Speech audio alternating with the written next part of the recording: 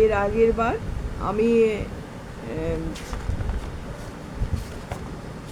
তোমাদের এটোয়া মুন্ডার কাহিনী মহাশ্বেতা দেবী গল্পটা পড়িয়ে তার অর্থ বুঝিয়ে দিয়েছিলাম। এইবারে আমি অনুশীলনীর প্রশ্ন উত্তর আলোচনা করছি। আচ্ছা, প্রথমে দেখো 1 নম্বর, ঠিক শব্দটি বেছে নিয়ে লেখো।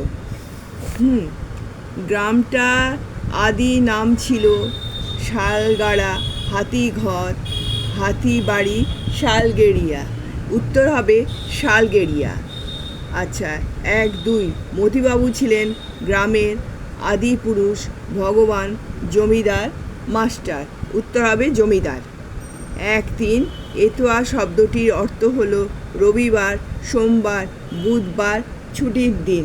হবে উত্তর হবে রবিবার। আচ্ছা, 1, 4, শূরবীর ছিলেন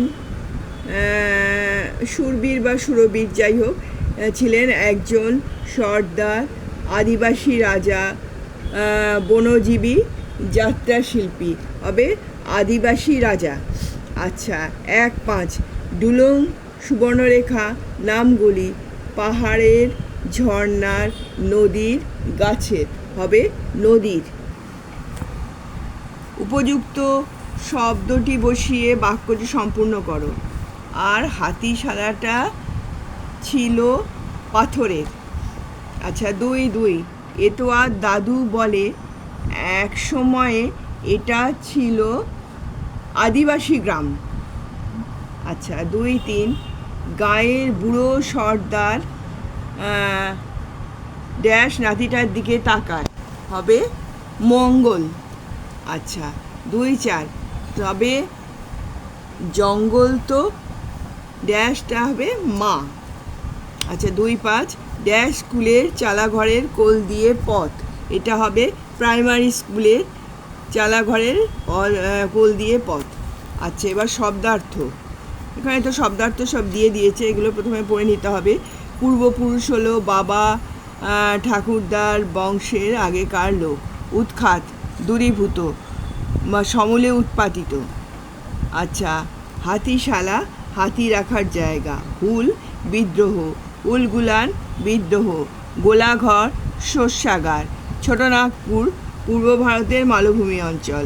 আদিবাসী, অধিবাসী বা জাতি। সুবর্ণরেখা, নদী বিশেষ।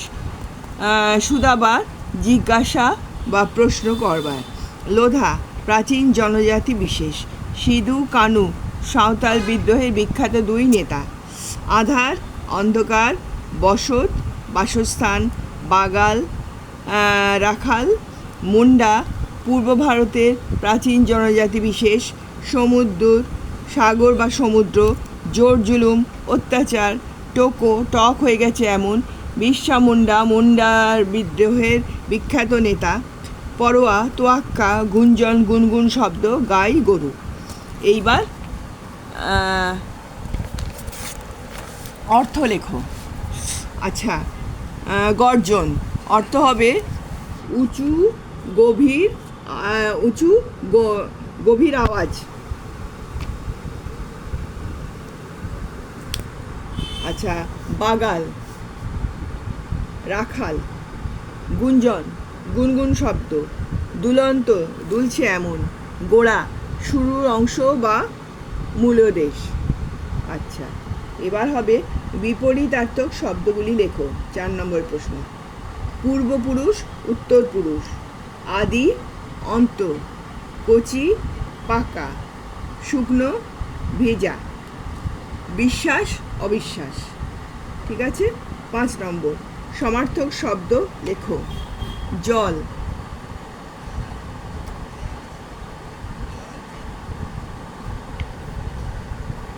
5 নম্বর প্রশ্ন হলো সমার্থক শব্দ লেখো। জল, বাড়ি, পানি, পয়। আচ্ছা, নদী, তটিনী, তরঙ্গিনী, প্রবাহিনী। সমুদ্র, সাগর, জলধি। হ্যাঁ। জঙ্গল, বন, অরণ্য, কানন। উলগুলান, বিদ্রোহ, হুল, অভ্যুত্থান। আচ্ছা, এবার হবে ক্রিয়াপদগুলির নিচে দাগ দাও। সাবু আর শাল গাছের পাঁচিল যেন পাহারা দিত। পাহারা দিত। আচ্ছা, সাবু আর শাল গাছের পাঁচিল যেন পাহারা দিত।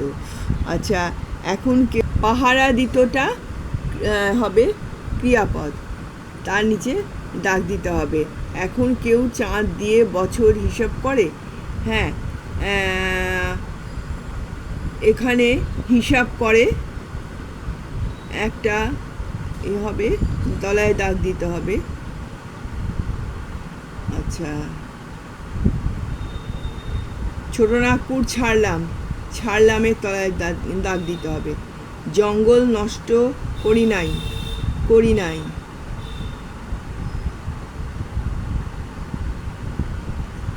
নষ্ট করি নাই মানে একটা ভার বোঝাচ্ছে, নষ্ট করি নাই। আচ্ছা, এখানে দাগ দিতে হবে। যে বাঁচায় তাকে কেউ মারের তলায় দাগ দিতে হবে। ঠিক আছে। গায়ের বুড়ো সর্দার মঙ্গল নাতিটার দিকে তাকায়। এখানে গায়ের বুড়ো সর্দার মঙ্গল, এই যে উদাহরণ দেওয়া আছে, আরেকটা হলো সে নাতিটার দিকে তাকায়। আচ্ছা, এবার 7-2 হলো হাতিশালাটার দেয়াল তুলে ওটা এখন ধান রাখবার ঘর। হাতিশালাটার দেয়াল তোলা হলো একটা বাক্য, ওটা এখন ধান রাখবার ঘর দ্বিতীয়। আচ্ছা, এবার 3 হলো আমাদের কালে সেই জঙ্গল দিয়ে 4 মাইল যাও তবে পাঠশালা।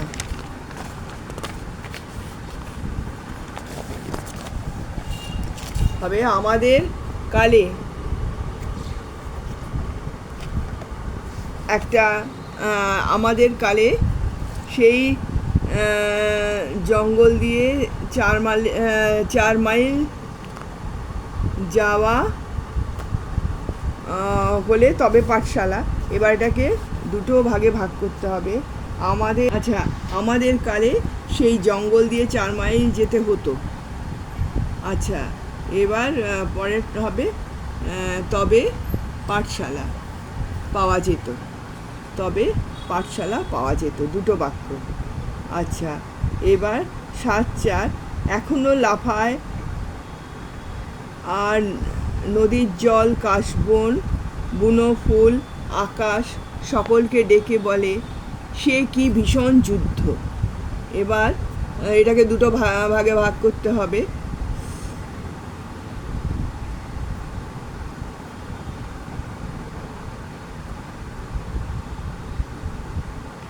এখনো লাফায় আর নদীর জল কাশবন বুনো ফুল আকাশ একটা বাক্য। সকলকে ডেকে বলে সে কি ভীষণ যুদ্ধ আরেকটা বাক্য। ঠিক আছে। এবার হলো ডুলুং ও সুবর্ণরেখাও হেসে চলে যায়, বয়ে যায়। ডুলুং ও সুবর্ণরেখাও হেসে চলে যায় একটা বাক্য, তারা বয়ে যায় আরেকটা বাক্য, দুটো বাক্য হয়ে গেল। এবার বাক্য রচনা। পাঁচিলের ওপাশে বড়বাবুদের বাগান। চাঁদ পৃথিবীর একমাত্র উপগ্রহ। আচ্ছা, দেশ। আচ্ছা, ভারতবর্ষ আমাদের দেশ।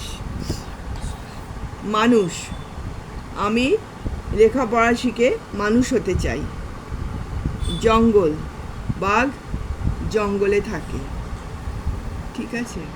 এবার 9 নম্বর হলো কোন ধরনের বাক্য লেখো। স্রোত কি জোরালো, এটা তো বিস্ময়বোধক উদাহরণ দেওয়া হয়েছে। কচি ছেলে কিছুই জানে না, নেতিবাচক বাক্য। সে যেন গেরুয়া জলের সমুদ্র, বিষয়বোধক বাক্য। নাম বদলে গেল কেন গো, প্রশ্নসূচক বাক্য। কি যুদ্ধ, বিস্ময়বোধক বাক্য। আচ্ছা, এইবারে হবে এখানে যে শব্দগুলো দেওয়া আছে, মস্ত, আমাদের, শিকার, তুই, সে, লড়াই, বুড়ো ভীষণ ছোট্ট ও চড়ায় রাখে, ঝাঁকড়া ধারালো ওঠে সরু। এইগুলো।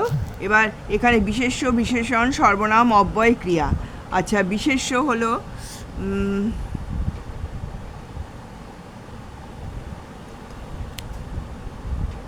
লড়াই। হ্যাঁ, লড়াই হলো বিশেষ্য। আচ্ছা,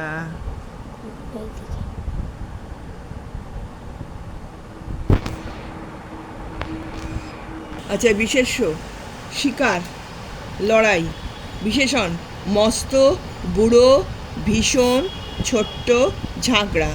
সর্বনাম আমাদের, তুই, সে। অব্যয় ও। ক্রিয়া চড়ায় রাখে ওঠে। আর দুটো বিশেষণ বাকি রইল, সেটা হলো ধারালো আর সরু। নিম্নলিখিত প্রতিটি ক্ষেত্রে দুটি বাক্যকে জুড়ে একটি বাক্য লেখো। একটি করে দেওয়া আছে। কি গল্পই বললে আজ দাদু সবাই শুনেছিল গো। দাদু আজ এমন গল্প বললে যে সবাই শুনেছিল গো। আচ্ছা, এবার দুই হবে, এই তো আরে ছেলে তুই বড্ড ভালো। আচ্ছা, এখানে হবে তুই বড্ড ভালো রে তোয়া। আচ্ছা, 3 হবে, তুই বড্ড বকিস এ তোয়া, তোর বাপেরও এত কথা শুধাবার সাহস হতো না। হ্যাঁ, এটা হবে, এ তোয়া তুই যত বকিস তোর বাপেরও তত কথা শুধাবার সাহস হতো না। আচ্ছা, এবার হলো বাবুরা এলো আমাদের সব নিয়ে নিল। বাবুরা এসে আমাদের সব নিয়ে নিল। বাবুরা এসে আমাদের সব নিয়ে নিল। আচ্ছা, এবার 11.5 হলো আদিবাসী আসছে, মানুষ বাড়ছে। আচ্ছা, আদিবাসী যত আসছে মানুষ তত বাড়ছে। আচ্ছা, এইবার এলোমেলো বর্ণগুলি সাজিয়ে অর্থপূর্ণ শব্দ লেখো। এটা হবে দিশি আবা, আদিবাসী। এটা হবে ব খা রে ন সু, সুবর্ণরেখা। এইটা হবে গাং রা র দ, এটা হবে দরঙ্গারা। এটা হবে না, এটা টি রা পোমো, এটা হবে পোড়ামাটি। আর স পু দি রু আ, এটা হবে আদি পুরুষ। আচ্ছা, এইবার 13 হলো এলোমেলো শব্দগুলি সাজিয়ে অর্থপূর্ণ বাক্য লেখো। ছাগল কাজ, গরু ওর চড়ানো। আচ্ছা, ওর কাজ গরু ছাগল চড়ানো, উত্তর। আচ্ছা, এবার 2 হলো তি শনশন তারা তখন ছোড়ে। উত্তর হবে তখন তারা তীর ছোড়ে শনশন, বা তখন তারা শনশন তীর ছোড়ে, দুটোই হতে পারে। আচ্ছা, এবার আগে হাজার চাঁদ হাজার, এটা হবে হাজার হাজার চাঁদ আগে, হাজার হাজার চাঁদ আগে। হ্যাঁ। আচ্ছা, এবার 4 হলো ছিল পাথরের হাতি শালাটা, আর এখানে হবে আর হাতিশালাটা ছিল পাথরের। আচ্ছা, 5 সপ্তাহে হাট প্রতি বসে তো গ্রামে। আচ্ছা, এবারে উত্তর হবে গ্রামে তো প্রতি সপ্তাহে হাট বসে, গ্রামে তো প্রতি সপ্তাহে হাট বসে। আচ্ছা, এবার মহাশ্বেতা দেবী যে ওনার সম্পর্কে লিখেছেন। জন্ম 1926, বাবা বিখ্যাত লেখক মনীষ ঘটক, যুবনাশ্য। আচ্ছা, মহাশ্বেতা দেবী অধ্যাপনা ছাড়া সাংবাদিক হিসাবেও কাজ করেছেন। তিনি বহুদিন বাংলা, বিহার, উড়িষ্যার অরণ্যভূমির মানুষের জীবনের সঙ্গে রয়েছেন। জনপ্রিয় উপন্যাস ঝাঁসির রানী, নটি, অরণ্যের অধিকার, 1084 মা, ছোটদের জন্য বিখ্যাত গ্রন্থ গল্পের গরু ন্যাদোস, এক কড়ির স্বাদ, নেই নগরে সেই রাজা, বাঘ শিকারী ইত্যাদি সমাজ সেবামূলক কাজের স্বীকৃতি পেয়েছেন ম্যাগসেসে পুরস্কার। আচ্ছা, সাহিত্য রচনার জন্য একাডেমি পুরস্কার সহ বহু পুরস্কার পেয়েছেন। পাঠ্যাংশটি তার লেখা এটোয়া মুন্ডার যুদ্ধজয় বইয়ের প্রথম পরিচ্ছেদ থেকে নেওয়া হয়েছে। আচ্ছা, লেখালেখি ছাড়াও আর কী কী কাজ করতেন মহাশ্বেতা দেবী? না, লেখালেখি ছাড়াও আর কী কী কাজ মহাশ্বেতা দেবী করতেন? আচ্ছা, উত্তর হবে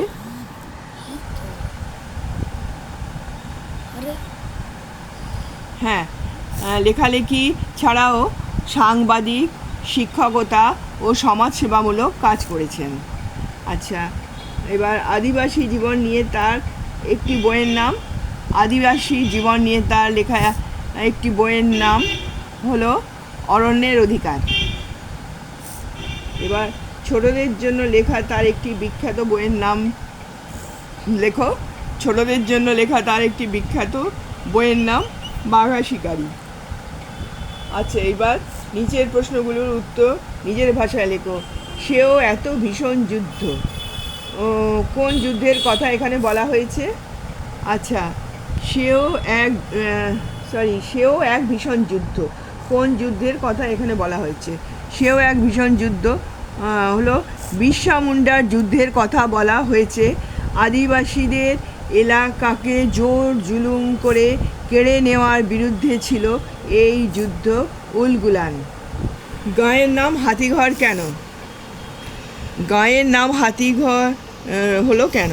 মতিবাবুর পূর্বপুরুষরা যখন মস্ত জমিদার ছিলেন তখন তাদের হাতি ছিল, আর হাতিশালাটা ছিল পাথরে, সেই কারণেই গাঁয়ের নাম হয়েছিল হাতিঘর।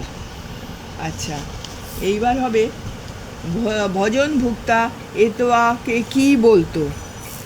ভজনভুক্তা এতোয়াকে বলতো যে সে খুব ভালো ছেলে, কিন্তু সে স্কুল যেত না বলে ভজনভুক্তা খুব দুঃখ হয়। ভজনভুক্তাদের সময় জঙ্গলের মধ্যে দিয়ে 4 মাইল হেঁটে যেতে হতো, তবে স্কুল পাওয়া যেত। এখন ঘরের কাছে স্কুল, কিন্তু বাচ্চারা স্কুলে যেতে চায় না। আচ্ছা, এইবার হলো হাতিঘরে কেমনভাবে যাবে? সংক্ষেপে লেখো। হাতিঘরে যেতে হলে হাওড়া থেকে খড়গপুর গিয়ে বাস ধরতে হবে, নামতে হবে গুপ্তমণি মন্দিরের সামনে, হাঁটতে হাঁটতে ছোট নদী ও রোহিণী গ্রাম পেরিয়ে যেতে হবে, দক্ষিণ দিকে যেতে হবে, আর দেখা হবে ডুলং নদী, আকাশ ছোঁয়া শাল ও অর্জুন গাছ। এইভাবে যাওয়া যাবে হাতিঘর। এতোয়া নামটি কেন হয়েছিল? রবিবারে জন্মানোর কারণে ঠাকুরদা মঙ্গল এতোয়া নামটি রেখেছিলেন। রবিবার জন্মানোর কারণে ঠাকুরদা মঙ্গল মুন্ডা এতোয়া নামটি রেখেছিলেন। আচ্ছা, 6 এতোয়ার রোজকার কাজের বর্ণনা দাও। এতোয়া হাটের দোকানি ঝাটপাট দিয়ে একটি বস্তা চেয়ে নেয়, পুরনো আমবাগানে বাবুদের গরু চড়াতে চড়াতে কুড়িয়ে নেয় টোকো আম, শুকনো কাঠ, মাঠ খুঁড়ে বের করে মেটে আলু, মজা পুকুরের পাড় থেকে তোলে শাক, সব চলে যায় ওর বস্তায়। এরপরে সে গরু নিয়ে ডুলুং নদী চড়ে ওঠে, সেখানে নানা কথা ভাবতে ভাবতে ও খিদে ভুলে যায়। এইগুলো তার রোজকার কাজ। আচ্ছা, এবার হলো এখন গ্রামে স্কুল, তবু বক্তা কে আগে কি ছিল? এখন গ্রামে স্কুল। আচ্ছা, ভজনভুক্তা ছিল বক্তা, আর কি বক্তা কে ছিল? ভজনভুক্তা। কথাটি আগে ছিল যে তুই ঘর যা বাহা, এখন আমি চলে যেতে পারবো। আচ্ছা, এবার বাঁ দিকের শব্দের সঙ্গে মিল আছে এমন ডান দিকের শব্দ খোঁজো।